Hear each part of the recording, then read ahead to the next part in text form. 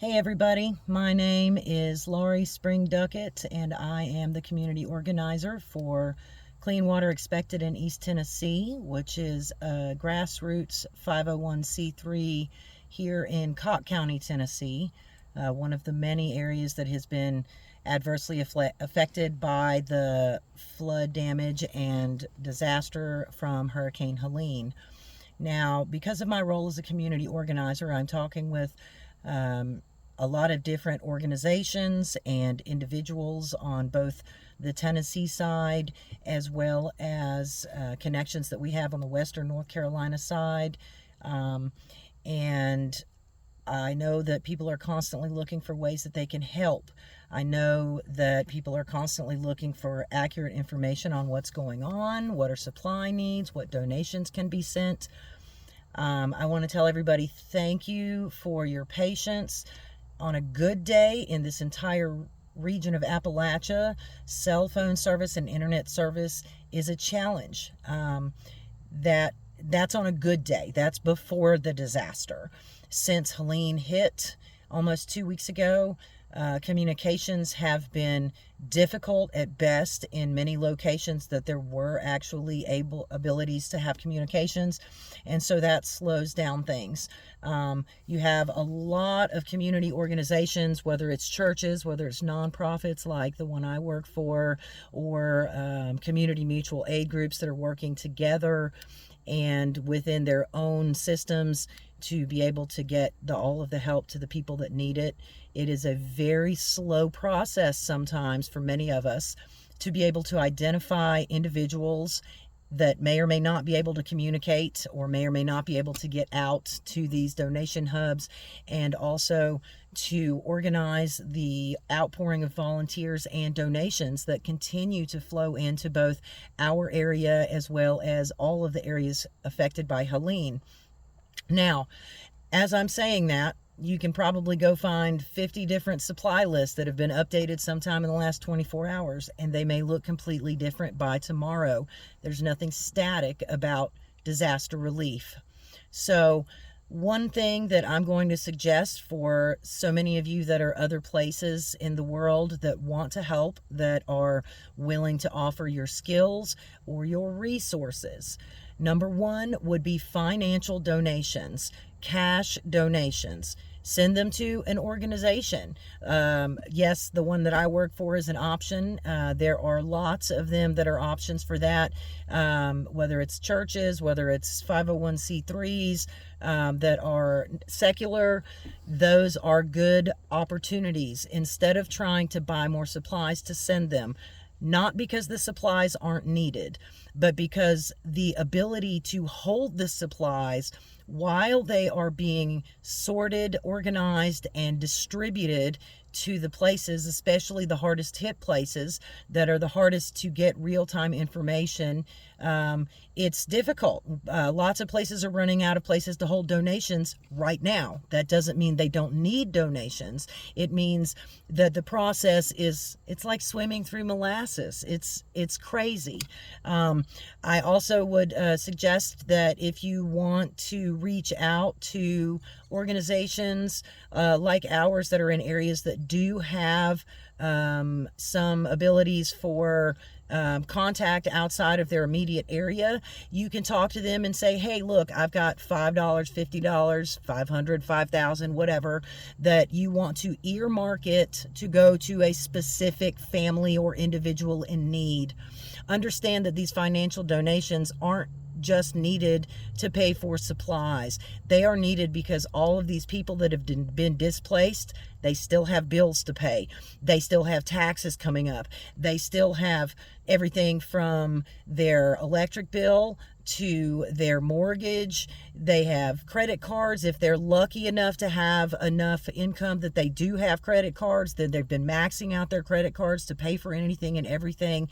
And those financial donations can really be put to just as good a use as you sending your money for supplies. Now, if you are looking to collect supplies in your area to send them to East Tennessee or Western North Carolina, then I recommend that you make a list. You collect in your area. the amount that you can safely sit on until you can talk to someone that is actually in a location that they say, yes, we can use those supplies, or we have more likely to say we have room to hold those supplies and distribute them, and then send them to that place. This is not a 2-week thing. This is devastation. This is going to be a months long process. There are many people that have lost their homes. There are also many people in places that have lost the complete infrastructure, whether it's roads, whether it's electric, whether it's water, sewer, you name it. Everything is devastation in varying degrees depending on where you are. And while there is a huge outpouring of support, that's going to need to continue. So maybe if you haven't sent something yet and you have been thinking about it and you want to, reach out to folks like our organization or others. I will take some time and put some comments on this video so that you have some options throughout these areas. This is not just soliciting for donations for sweet. This is to help all of you understand this is a long haul. Winter is coming. At my house here outside of Hartford, Tennessee, the temperatures have already been in the 40s at night. I expect this trend to continue. We may still have some warm happening, but you know, this is unfortunately not something that's just going to be fixed quick. And I know that the regular media and all the other things going on in the world are going to start to replace what is actually happening on the ground. So I'm going to make this video public. I'm going to have people share it. You can reach out to me. You can reach out to the links that I'll put in the comments. I'll do my best to answer what comes in as fast as I can. Again, remember, patience is a really big deal if you're looking to help people, and understanding the insurmountable challenges with communications and with organizations working together. It's not a lack of efficiency in the communities and organizations. It's literally a lack of communication abilities to be in real time. Again, financial donations right now really are probably a really huge thing that you can do. And like I said, I mean, we have individuals that we talk to. I'm sure other organizations all have individuals that they're talking to.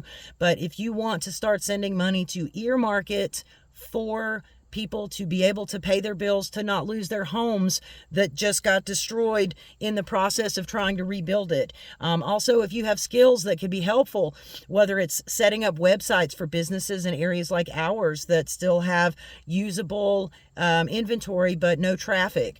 If you are a contractor, if you are a surveyor, if you are somebody that does anything in the house building industry, if you have a skill set that you think can be helpful from where you are, or that you want to bring it down, I encourage you to plan and make contact with people on the ground, and then share your services. Pretty much anything you can think of, there's probably somebody that needs your help, but it might not be a 2-second situation to be able to set up that help. So God bless every one of you. Thank you so much for all of the outpouring, all of the messages, all of the huge hearts and community efforts that have been coming from so many places that are just too many to name, both here into Cobb County, into surrounding counties in East Tennessee, and into the areas in North Carolina that are absolutely devastated as well.